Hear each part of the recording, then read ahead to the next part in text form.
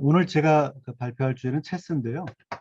인터넷 시대를 맞아서 좀 더 많은 사람들이 이 게임에 관심을 가질 뿐 아니라 중독되는 것이 사회 문제가 되기도 하는데, 하여튼 유럽인들의 대표적인 중세에 만들어진 보드 게임을 제가 좀 소개하려고 합니다.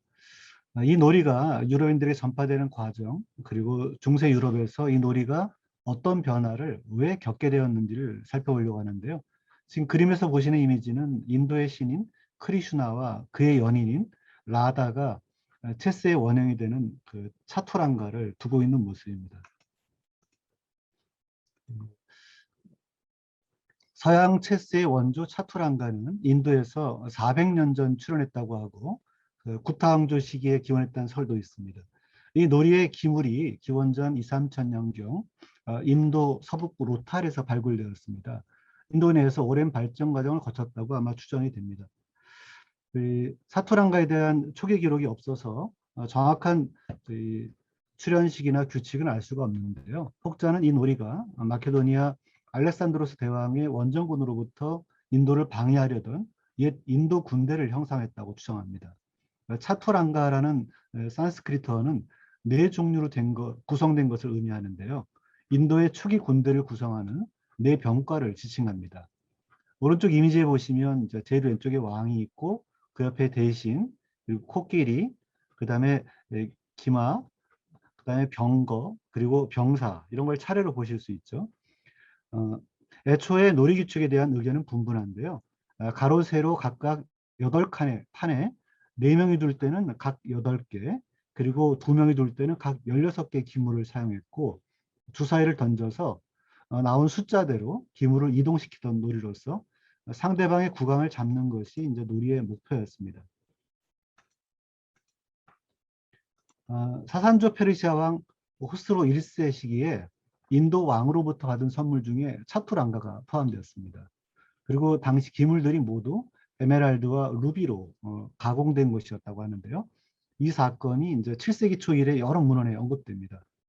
페르시아는 샤트라니라는 명칭으로 이 게임을 불렀는데요.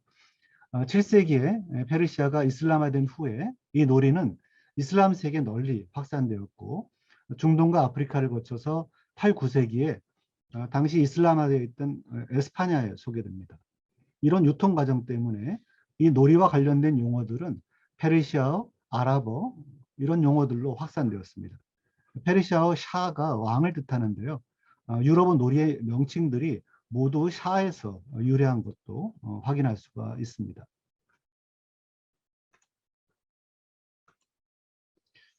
대다수 학자들은 이제 차투랑가가 서쪽 루트뿐 아니라 동쪽 루트도 있다라고 추측합니다. 물론 동쪽 루트에 대해서는 논란이 많고 연구는 충분히 진행되지 않았습니다. 중국에서는 기원전 200년경에 한나라의 한신이 중국 장기 상치의 초기 형태인 육박을 설계했다라고 말하면서 이제 그것이 차투랑과도 훨씬 앞섰다라고 주장합니다. 반면에 이제 동양 장기를 비교 연구한 독일학자 바니아샥은 그 근거가 빈약하다고 반박하고, 6세기 이후에 당나라 제상 우승유가 인도의 것을 중국식으로 변형했다라고 주장합니다. 아, 두 장기 체스 모두 그 코끼리가 있는데요. 중국에도 코끼리는 있었지만 중국의 중국 군대에서 정식 병과로 소속되어서 활용되었는지는 의문이라는 것입니다. 아무튼 놀이 규칙은 인도나 중국의 게임이 모두 다 아주 유사합니다. 일본 장기는 쇼기라고 발음하는데요. 쇼기는 이제 중국이나 일본을 통해서 아마 헤이안 시대에 전파된 것으로 추측됩니다. 다음 기물을 좀 보시면 이해가 쉬우실 수도 있는데요. 아래쪽에 기물을 좀 봐주시고요. 일본에서는 이제 가로, 세로 각 9칸으로 되어 있습니다. 그리고 체스와 마찬가지로 궁성이 없고, 그리고 칸 안에다가 기물을 넣습니다. 반면에 이제 중국에서는 바둑의 영향으로 칸이 아니라 줄에다가 기물을 넣는 것이 좀 차이죠.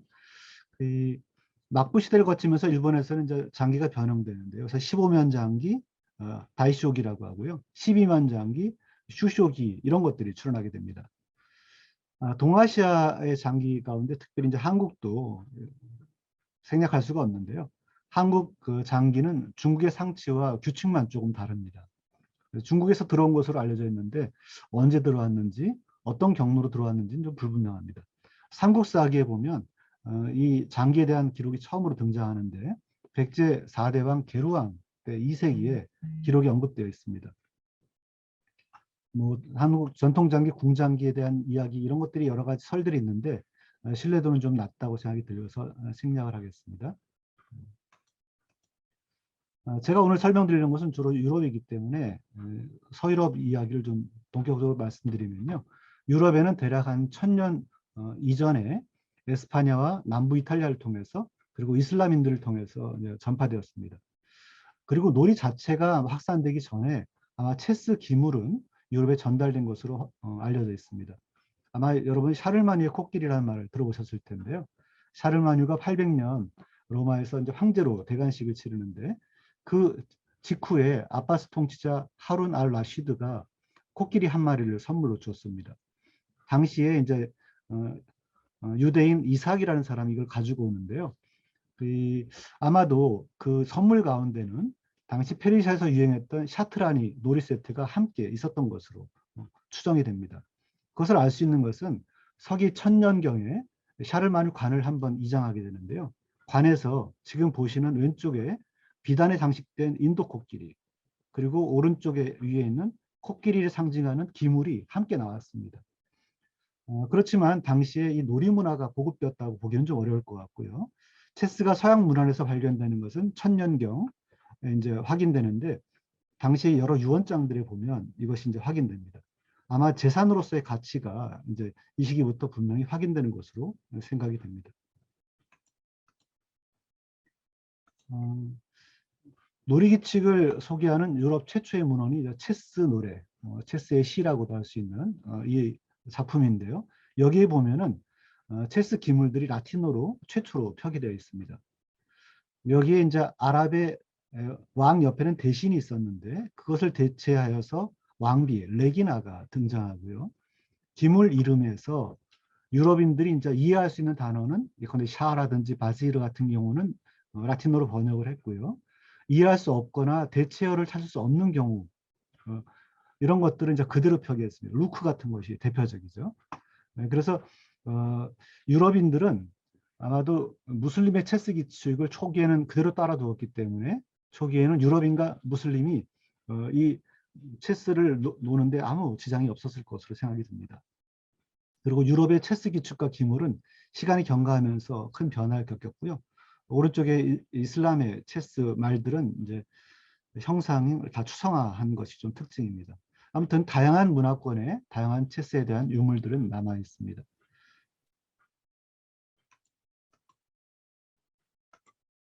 서양에서 체스는 전쟁놀이이자 귀족들의 전유물이었습니다. 자연스럽게 이제 체스 규칙과 기물들이 이제 봉건 사회를 반영하게 되었는데요. 왕은 이제 수도가 없었기 때문에 기물은 봉건 사회의 특징 따라서 그 자연스럽게 왕궁을 벗어나게 이동할 수 있었고요. 그 다음에 페르시아에서 이제 대신이 왕 옆에 있었는데 유럽에서는 궁정에서 왕비 역할이 굉장히 컸기 때문에 대신은 왕비가 대체하게 되는 것이 굉장히 큰 변화였습니다.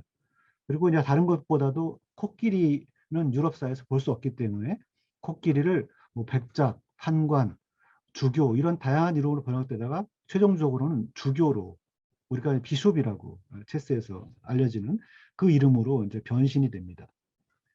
그리고 성직자들이 이 놀이에 대해서 다양한 판단을 했지만 결국 금지하지는 않았다는 것입니다. 그 이유는 성직자들이 볼 때도 이 놀이가 일정한 효용과 교훈을 준다라는 것이었습니다.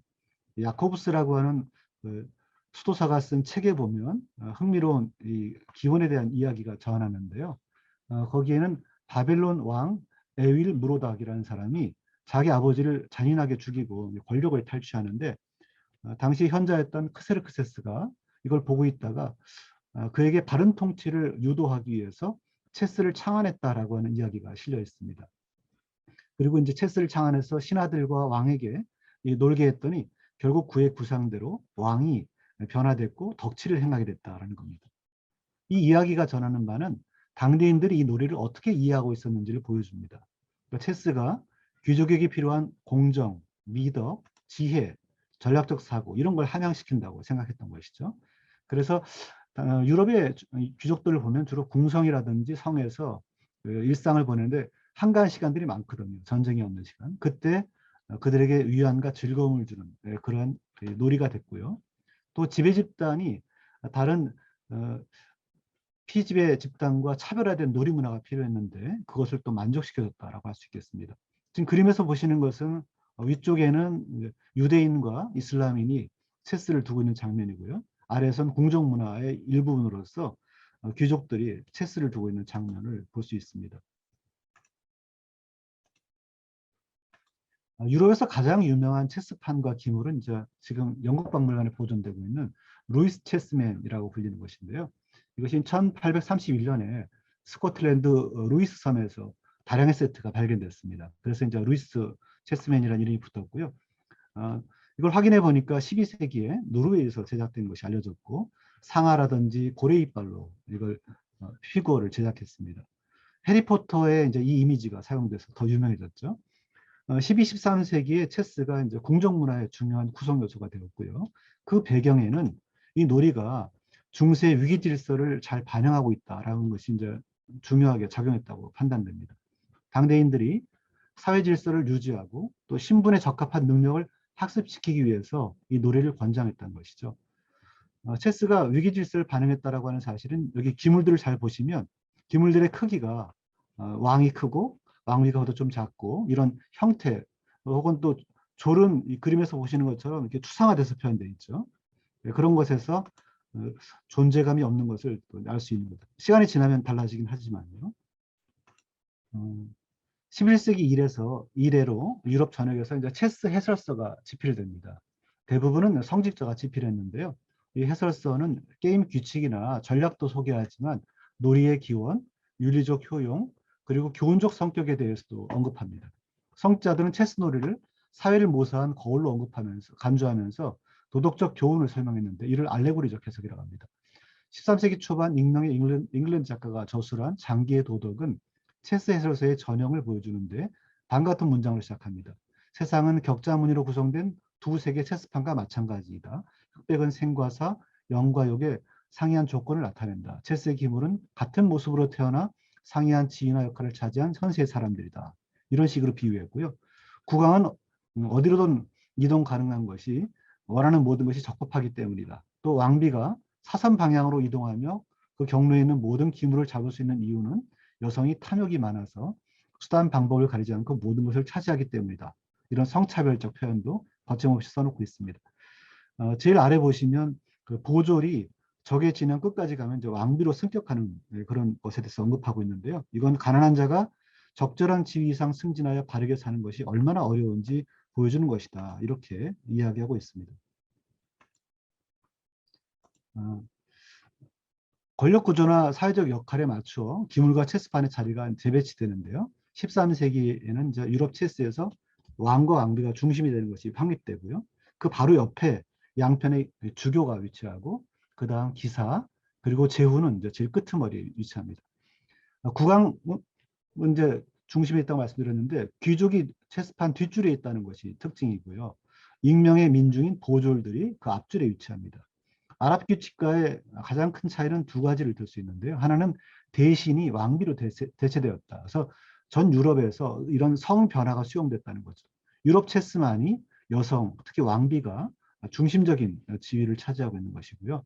이것이 이제 11, 12세기 유럽에서 왕비 혹은 귀족 여성의 힘이 크게 신장된 것, 혹은 마리아 숭배라든지 로맨스에서 여성 숭배가 있었던 것이 영향을 끼쳤다고 해석되고 있습니다.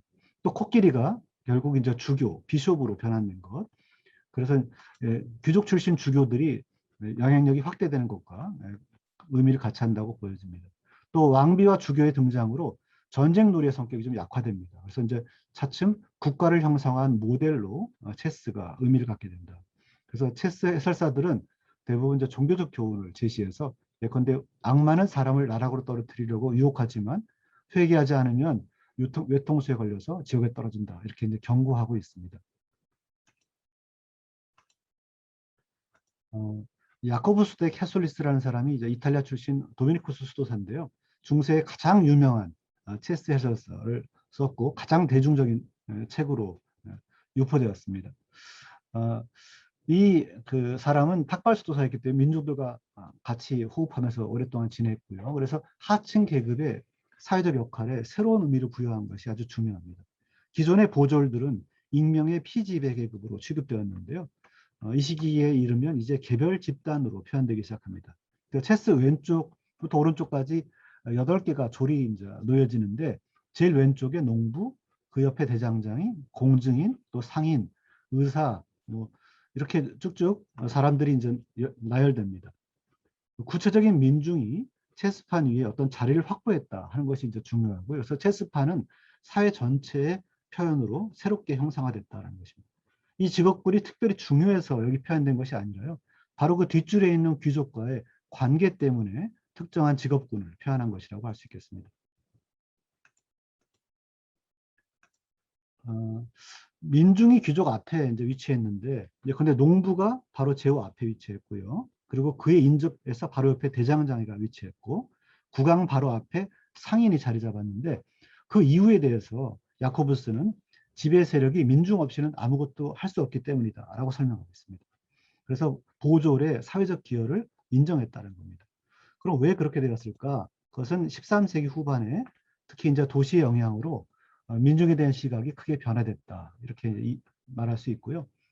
앞선 시기에는 이제 전쟁 승리라든지 왕국을 어떻게 통솔할까 하는 것이 중요했다면 야코브스는 사회 전체를 고려하며 구성원 모두가 자기의 역할을 터득해야 공동체의 이익이 된다라고 생각했다는 것이죠. 그래서 야코브스는 정치 질서를 새롭게 구상하고 개인의 시민적 정체성을 상상했다. 이렇게 말할 수 있겠습니다.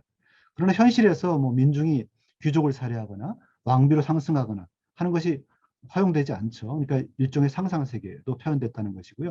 그래서 사회가 어느 부분은 이제 이상적인 걸 투영했고 어떤 부분은 반드시 어떠해야 할까 하는 당위적인 것도 표현하는 부분이 있다는 겁니다. 아무튼 체스가 더 이상 이제 귀족의 전유물이 아니라 도시민, 여성이 즐기는 놀이로 변모했던 상황도 반영되었다고 할 수 있겠습니다. 예, 결론입니다. 차토랑가는 이제 긴 여행을 거쳐서 유럽의 체스로 정착하게 됩니다. 그럼에도 불구하고 원형이 상당 부분 남아있는 상태에서 봉건사에 적응했다라고 확인할 수 있고요. 그 변천 과정에서 전쟁놀이가 점차 궁정사회 내지 왕국의 축소판으로 변형되었다. 야코부스의 경우에는 도시 발전과 민중의 새로운 인식을 기반으로 시민적 사회 모델로 체스를 해석했다. 그리고 이제 1475년에 스페인의 발렌시아에서 게임 규칙이 혁신되는데 이걸 체스 혁명이라고 보통 부릅니다. 오늘날 우리가 두는 근대 체스가 거기서 탄생하는 것인데요. 거기에서 보면 이제 왕비나 주교의 기동성이 혁신적으로 신장됩니다. 그 전까지는 두 칸 최대한 보통 한 칸씩 이동하는 것이었는데 이제는 앞에 다른 기물이 없으면 제한 없이 갈 수 있게 된 거죠. 이런 게임 규칙의 변화가 당대에 어떠한 그 사회적 변화와 연관되는가 하는 것을 두고 여러 논란이 있는데요. 저는 이 부분에 있어서는 어떤 역사적 대상이나 사건과 관련 있기보다는 사람들이 흥미를 배가시키기 위한 그러한 응용을 했던 것이 아닌가라고 생각이 듭니다. 그래서 놀이를 즐기는 다양한 사람들이 있었고 놀이꾼들은 그것을 더 흥미롭게 하고 그러기 위해서 응용하고 기획해 그럴 가능성이 있고 그것이 반영된 것이다. 결론적으로는 중세인들은 이와 같은 그 놀이를 통해서 일탈을 즐기고 또 즐거움을 추구했던 그런 면모들도 우리가 이 놀이 문화에서 엿볼 수 있다라고 생각이 듭니다. 이상으로 제가 준비한 발표는 마치겠습니다.